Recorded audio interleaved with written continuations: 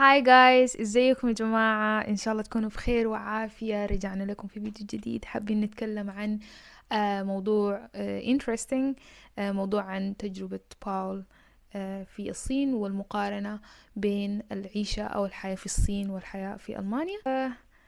خلينا نبدأ مع باول نسأله السؤال ده. So today our video gonna be about like a comparison, kind of like about the life in China and the life in Germany. So yeah, let's start with the general, like general, what do you think, like since you lived in China for 7 years now? Yeah, 7 years actually. 7 Even a years. little bit longer. Yeah.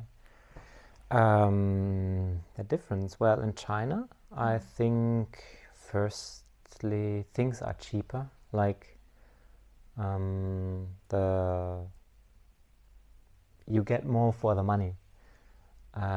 Secondly, if you work, you pay lower taxes, so you get more money. You pay less for stuff, may that be phones or food and rent. rent. Yeah. I mean, in China, for the Chinese, the rent is relatively expensive, I think. Yeah, compared to the income. Yeah, in Dalian, that's the city I was first. They said like the average salary was like something like 2,000 or 3,000 RMB, which is also the price of an apartment, Right. like to rent. So you'd basically have one person going to work for the rent and one person to work for everything else. So yeah, in China then typically both parents work if they have kids. The kids are oftentimes taken care of by the grandparents. I think it's nice, like there is this kind of, like, you live in these compounds, communities, there are lots of grandparents running around with their kids. It's lively, kind of. It looks nice to me, but I guess it's also somehow stressful sometimes, for example, if you have a kid, either the mother's or the father's parents will take care of the kid, live with them. So you're like a newly married couple and you're gonna have the mother-in-law around all the time or whatever. Yeah, that could be very stressful. Yeah, 'Cause living with your mother-in-law. yeah, there are some rumors about that, like The in-laws. the in-laws, the notorious mother-in-law stories. So in Germany, it's not really like that. We more like get independent. So everybody makes their own way out of the nest, basically, and sometimes it feels like, for example, for the older people in Germany, that they could be a little bit lonely from time to time because they're not that much integrated. So by saying that, you think that he is more lively and you like it more, or? I like the idea, I like the idea of family support. So in Germany, for example, we have like a state pension. So you work all your life and you pay a lot of taxes and you put away money for your pension. Actually, it's taken out of your salary right away. And the idea was that once you retire, you will be paid that amount of money. So you are kind of independent. But the people didn't make enough babies. So now there's not enough people to actually are in working age to make the salaries to pay into the system, which will be redistributed to the old people. So actually they have the state rent or the state pensions are very short now, like very low. And yeah, so the tax burden gets higher and higher. People have to pay more taxes. They have less money for themselves. They decide to put the idea of having children further away, which worsens the problem. So but I think also China is going right on the China way, is, I think, same problem, Japan. even worse. But I think, in Germany, people were like, this system of the state pension was, I think, invented something in 1870 by Bismarck. Like before even like the first German Reich, the second, before the Nazis, before everything. It's an old system, and it was based on a healthy society, and people believe in it. But in China, they had a lot of chaos, a lot of famine, a lot of destruction, and so they revert back to the family support, I think. So therefore, in China, I think they are more tight about their family relationship. The family has a lot of say. Like also in your culture, if your parents don't agree me marrying you, we don't get married. In my culture, I don't need to ask my parents. My sisters don't need to ask my parents for consent. So the family opinion matters less, I guess. Right. So to come to bring this all back, I think it's a more social, more communal place. Germany is a more individualistic place. Both places have their problems. Both models have their pros and cons. I mean, that's the thing. Like that's, I think, one of the social things.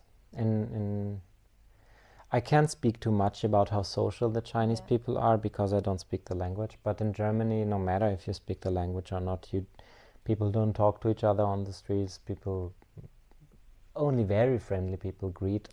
But do you think that is different in small towns like where you grew up, than bigger cities in Germany? No, I don't. I think doesn't make any difference.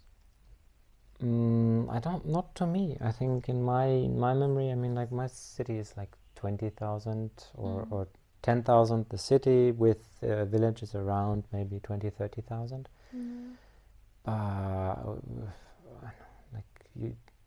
People don't greet each other that much. It's just like everybody does their own. Just you will find this Northern European or Central European or even Eastern European mentality is very different. Like for example, the Russians, they think like smiling is it's perverse somehow. Like they don't smile at each other. Yeah, that's really true. You know, we have these Russian students at school, and then they're really like not smiley people. Yeah. And not like sometimes they don't greet you, although they know you, but still sometimes they can ignore you. Yeah. Which is very weird for me. Like where we grew up, it's like a must. You know, you have to greet each other when you meet. Yeah. So this, I can't really say it, but I was told that Germans are rude, and I was also told that Chinese people are rude.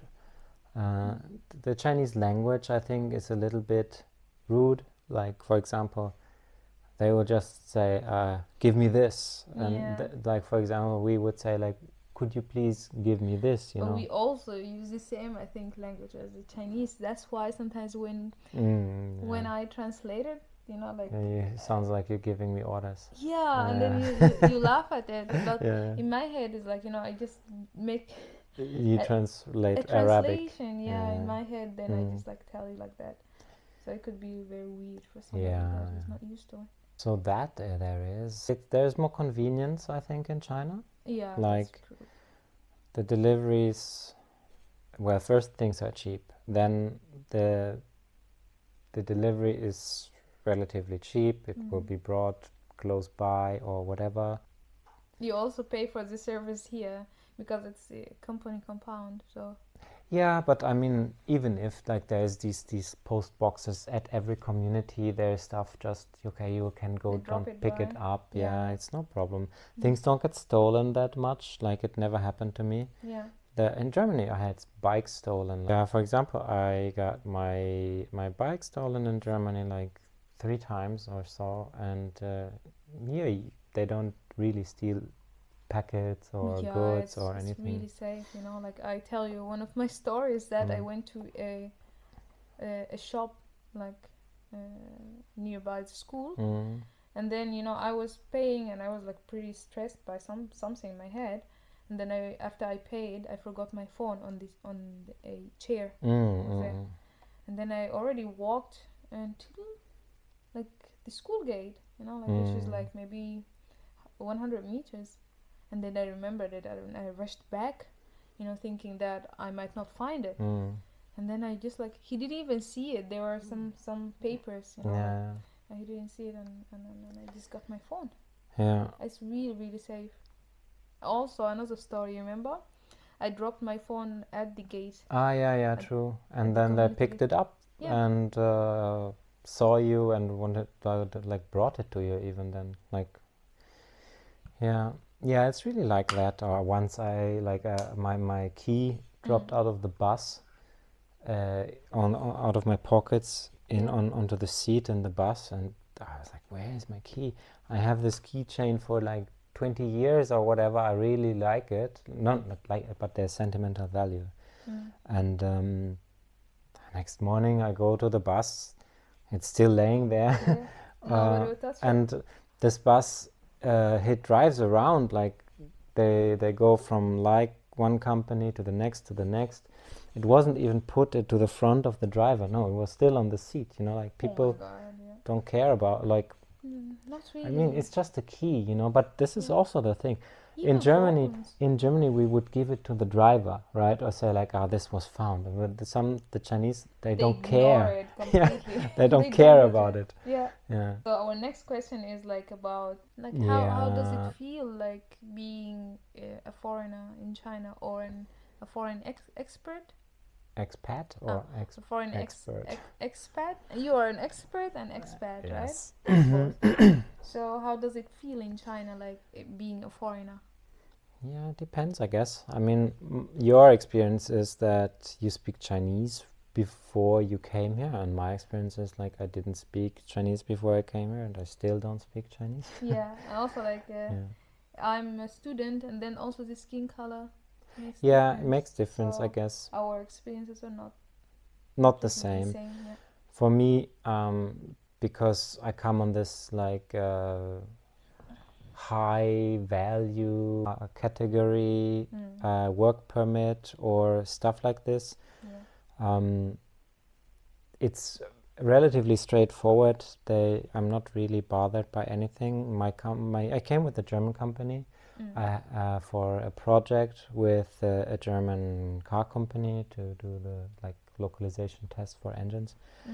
And it was a German company. I worked for BMW basically at the time. And then I get an assistant who helps me with things. Project language is, of course, English. Certain documents are in German. So everything is adapted to the fact that I am a foreigner. And at some point in Dalian, I was the only German left in the company. But everything, still the business language stays being English, and it's easy for me. It was easy for me to handle everything. Now here at Great Wall, back then I tried to study Chinese, but if you have like a higher level position, I don't have the time, especially if you work for a supplier. There's a lot of problems, a lot of issues you have to deal with them. You knock off late, then you just come to China, you want to experience the new city, the new life. The weekends are there, you're going to meet people, you're going to go out, and then you don't really, at the time back then I wasn't Muslim, I drank alcohol, I had my nights out and my mornings being hangover, not feeling too well, and then the Chinese teacher comes around and I'm like, I couldn't even understand. No, you have no time to practice, and then it's hard to remember, and then you even have a headache. And I tried for a year. She helped me with a lot of things, and more or less I understand more of the language now than I did back then. So she helped me, of course, but it wasn't worth it. That's also a point I want to make about learning a new language. That at first I think you need a teacher. It's really hard to start from the beginning by yourself.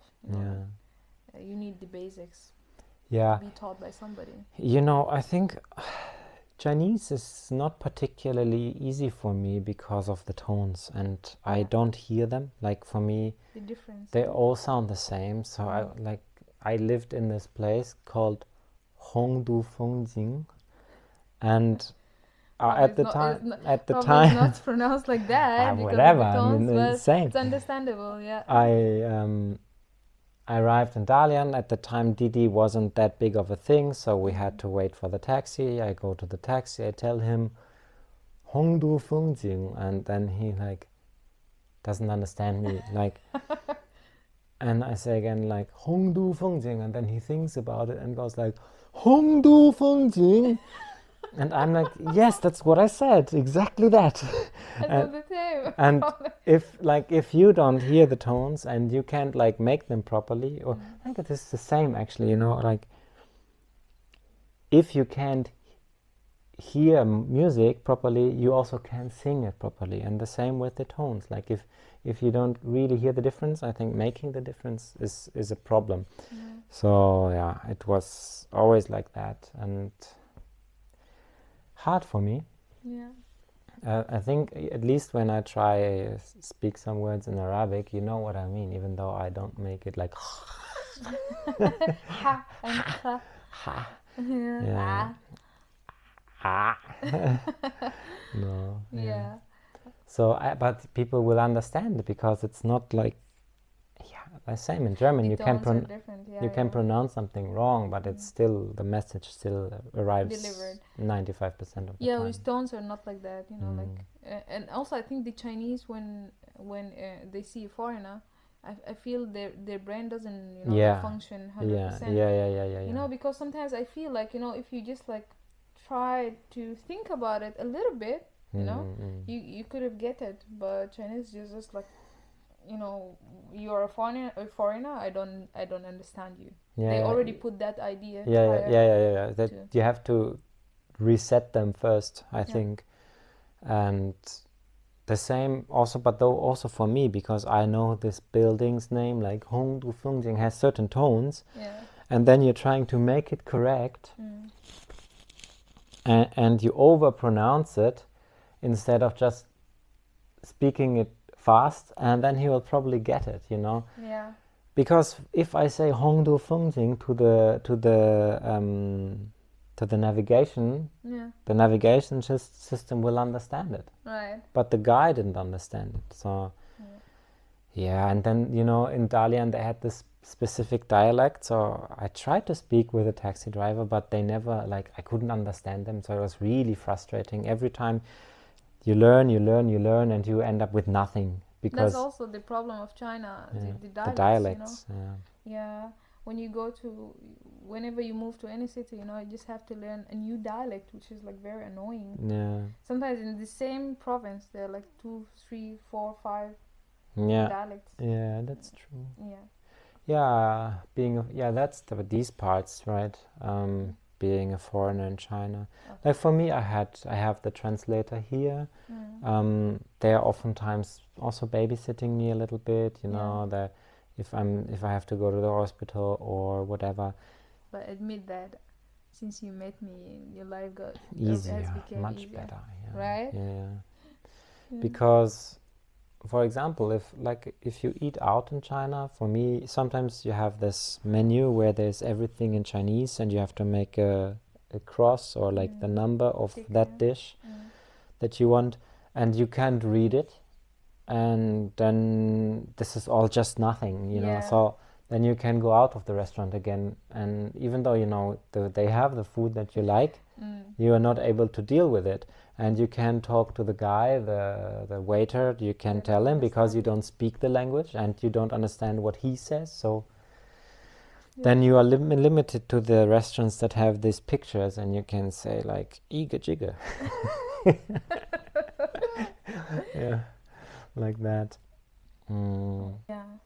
Versus Germany, right? Or being a foreigner in Germany. But I think being a foreigner in Germany is also not so easy, because the language is also difficult, and with China you could consider it's worth learning the language, you know. If you say, okay, like 1 billion people or 1 point whatever, 4 or 3 Yeah, and speak, it works in the Southeast Asian countries as well. it works, then the importance of the country is already high or is rising, we don't know. But there are a lot of business relations with other countries, other places, trade stuff, being able to speak this language. Like that's something you can say, like, I'm gonna pick that up. If you're in Sweden or Netherlands, a small country, they understand that their language is not important, so business language always English. Yeah. They speak English very well. So it might not improve your... No, but in Germany, we are too much people, and therefore we have more or less our German business language. So as a foreigner, you'll basically be forced to learn the language to operate in, like, in the country, in the society, especially for work.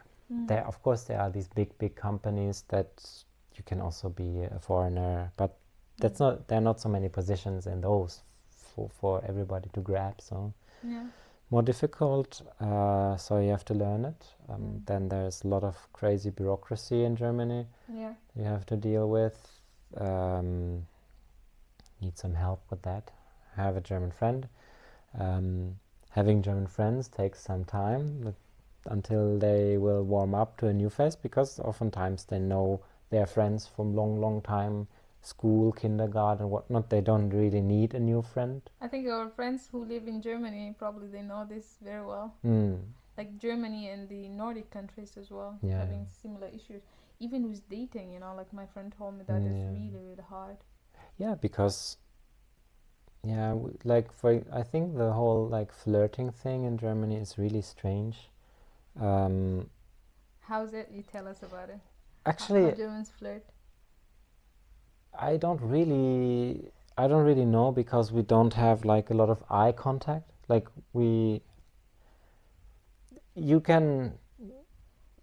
I think for women it can be quite frustrating in Germany. Like men don't make eye contacts? Yeah, I think there's just like they don't really. I can't generalize it, I guess, in the end, but I think there is a thing like about when you stare at something or you get caught looking at someone, or then you feel like a little bit shy or ashamed, but then, you know, like it's weird, you know. I don't know exactly. Do you think German men are more like are shy?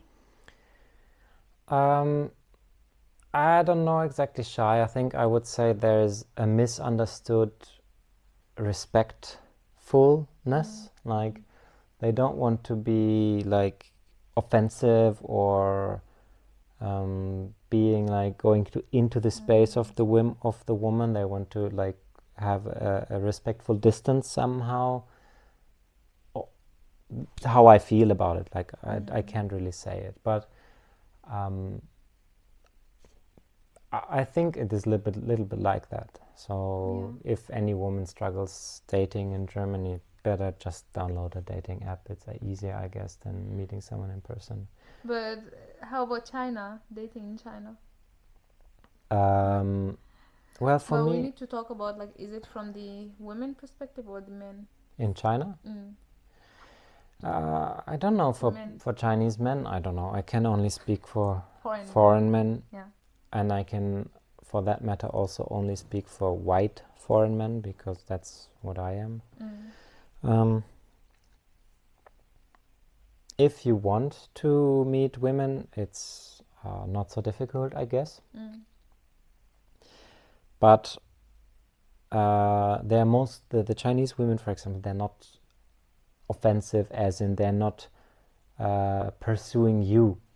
So for me, when I came to China the first time, I had a long-distance relationship with a girl. So as long as I don't approach anyone, I don't get approached. Fine. But if you approach someone, it works. But it also depends on the crowd, you know, like some if the Chinese woman speaks English, if she's out in the evening, that means she's already like interested into meeting someone, or at least like being outside, other than just going to a Chinese restaurant with her Chinese friends speaking Chinese and not speaking English. So you directly enter a certain bubble of people who are interested in socializing with different foreigners. And that's also, I think, one of the nice things in China is that if you don't want to be alone, you have to go out. Like for me, I'm typically more an introvert, but in China you are basically forced to speak to people, to meet people. You go to a bar, it's a small place, just 2 or 3 tables. You start sitting with others and talking with them, and it really opens you up. So that was a nice experience for me as well, to like openly engage with people, because otherwise everybody wants it, you know. Everybody, even though they're introverts, then you see the other guy, he just looks like he's not Chinese, and you already greet each other because you are like living the same struggle, I guess. And so I guess the dating in China is relatively straightforward and easy for a man. I don't know how it is for a black man and the racism and things. I don't know how it is for women, because I've heard that Chinese men oftentimes find foreign women intimidating, and and for the foreign women trying to date foreign men, either is more hard because the foreign men have abundance of supply of also Chinese women who are willing to date foreign men. So that I can talk about, but I actually never really entered that market that much, because I was a bit afraid of Chinese women, in the sense that all I heard from my co-workers are they are married and they have to give their whole salary to their women, and they get like 200 RMB, like $30 I think I should validate that function. Pocket money. You can try, but I don't think so. We'll have our deals going, I guess.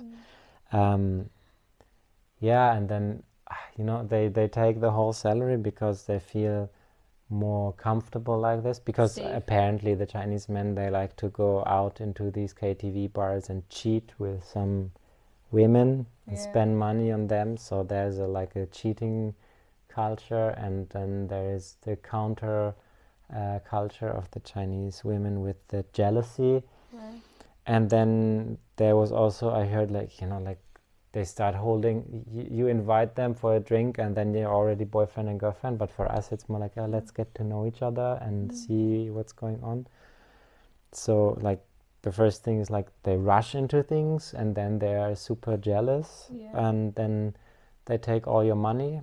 And then the next rumor is that if you get into any kind of legal battle in China as a foreigner versus a Chinese, you can already give up right from the start. So for me, I said, okay, I don't want to stay away. Even if if they already rush into a relationship with the first time you shake hands, and then you have to separate, and then she sends this and this after you and claims you did this and that just to because she's heartbroken or angry. I heard that there's very interesting thing, that when they start dating and they get intimate, and if there's any breakup happening, the man has to pay compensation to the woman. I think it's not bad, but you can go to jail very easy. And also in China, I think they have this the women should get things sorted out quickly normally, or they are going to be leftover women. And age problem. And another thing, what is it? I don't want to waste someone's time if I'm not serious about it. I understand it. You should be compensating the woman then, I guess. But yeah, I tried to stay away out of this, and I think that was good. Okay. So yeah, I think we're gonna just like we just like talk about these 3 topics, and 3? Was it already? yeah, already 3, right? Yeah. So the rest we're gonna talk about it another time, and then we will let them write us in the comments if they want us to talk about any questions about China, Germany, engine development, or interracial dating, marriage. Yes. You can just add it into the comments, and I think we'll make something out of it. It was lovely talking to you, pal. Yeah, likewise. So شكرا على المشاهدة. ده كان جماعة كلامنا ونستنا لي اليوم. أنا ححاول أحط لكم يعني ترجمة، وإن شاء الله يا جماعة لو حابين نتكلم عن أي موضوع أو عندكم أي سؤال بليز يا جماعة اكتبوه لنا في الكومنت، ونحن في المرات القادمة أو في الفيديوهات القادمة حنتكلم عنه باستفاضة. شكرا جزيلا، أبقوا طيبين.